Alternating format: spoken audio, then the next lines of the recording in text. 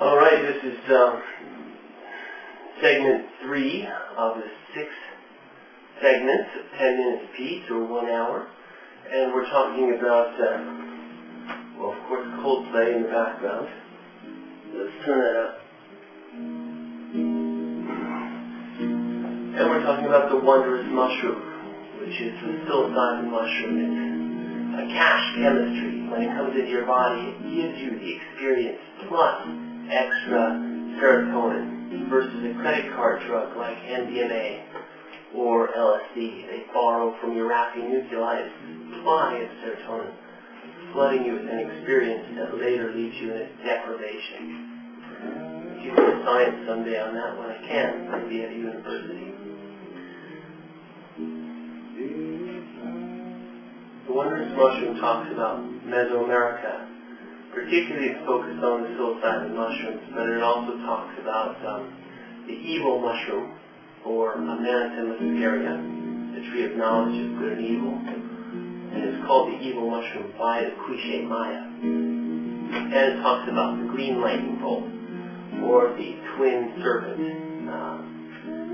Quetzalcoatl, or Cococan, the feathered serpent of the Maya, the Aztec, all the way back to the pantheon, all the way through to the human pantheon, human cultural pantheon, to the Olmec.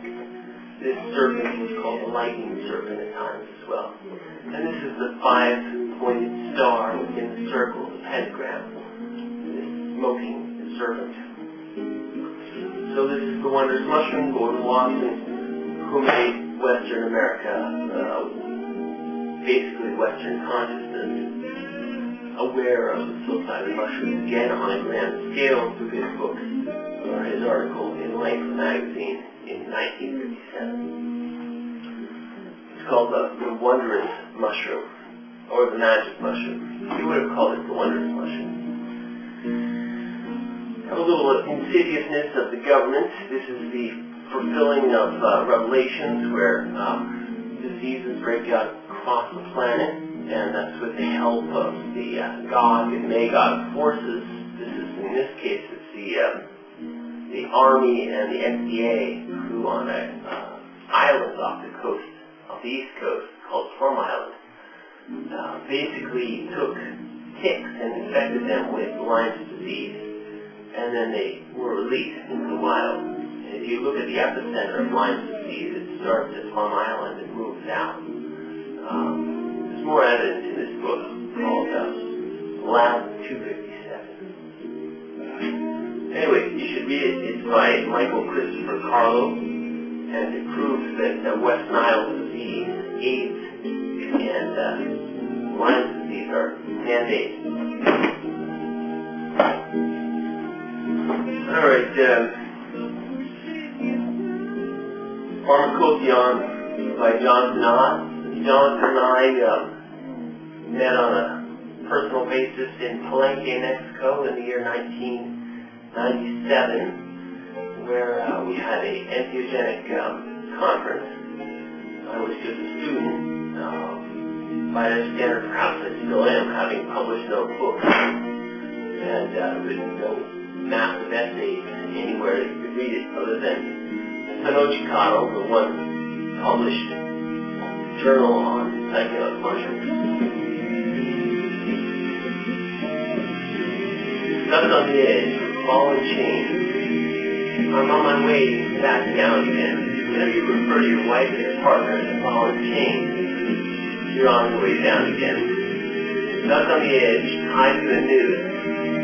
But you came along and you cut me loose. That's it. Won't change a thing. Because I'm sick of all the secrets. Sick of the secret society. Sick of heathing psychedelic secrets. Sick of hiding the sacrament of psilocybin mushrooms. So let's see.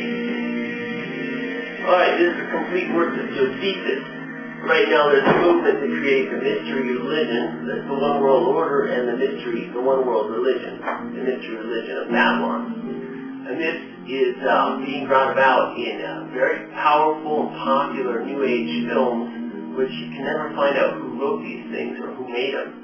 They're called Zeitgeist, or German for spirit of the age. And they say all the religions are one. And in that video they say, oh, obviously Josephus is a total hoax, a fraud. And then they just toss him aside like that. But you know, David wasn't a fraud.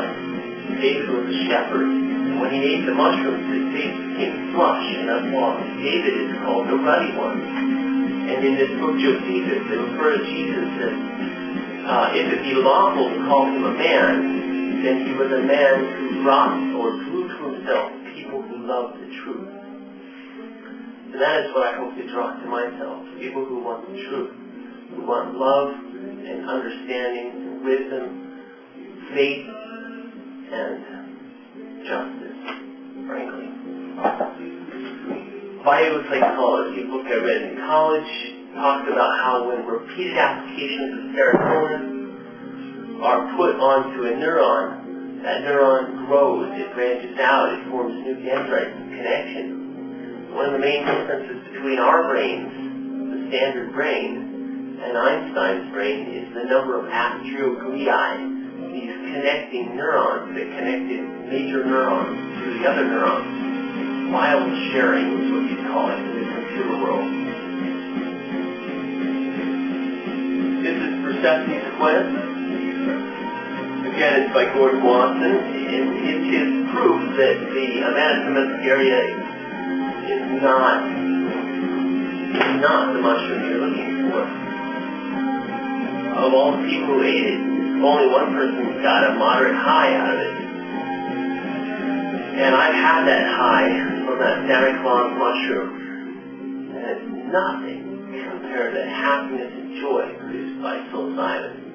And when you look at all the growth that happens in your nervous system tissue, the healing, well, I can just tell you that Clark Heinrich's complaint about it being a crucible of Christ is unfounded. Unfounded. I say pick up your cross and carry it. This is the way. This is The Nature of Soma. It's not published. It is my manuscript written in college when I got my Bachelor of Arts in Anthropology. It shows that of the three major plants considered to have been in the Soma, if you just open your eyes, you see that it's psilocybin. 40,000 years ago, the rock art in India shows pointed capped mushrooms and people with pointed capped heads. Later, the round head society shows up, and they have more of a tree of knowledge head, you know, a flat or a round oval-shaped mushroom. This is complicated stuff, and some of you are going, God, I don't quite get it. You know, gee, is there really such stuff? I guess you could type in round head society, and you'd find what Terrence McKenna found 2,000 years ago in Africa, in a place called Algeria. And there they used the psilocybin mushroom, and the heads were kind of round.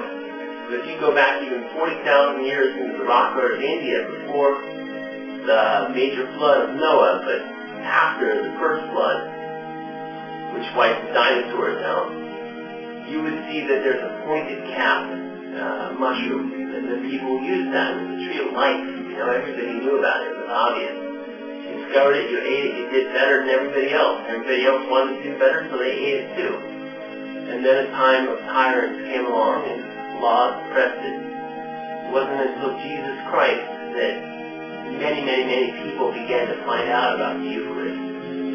Sure, the Pharisees and the Illuminati and the Beelzebubs and the Pharaohs, they knew about it, they used it, but it was a secret to make them smart, powerful, and look like gods while we would just be mere men. Alright, I'm going to wrap this one up. We'll go on to number 4 next.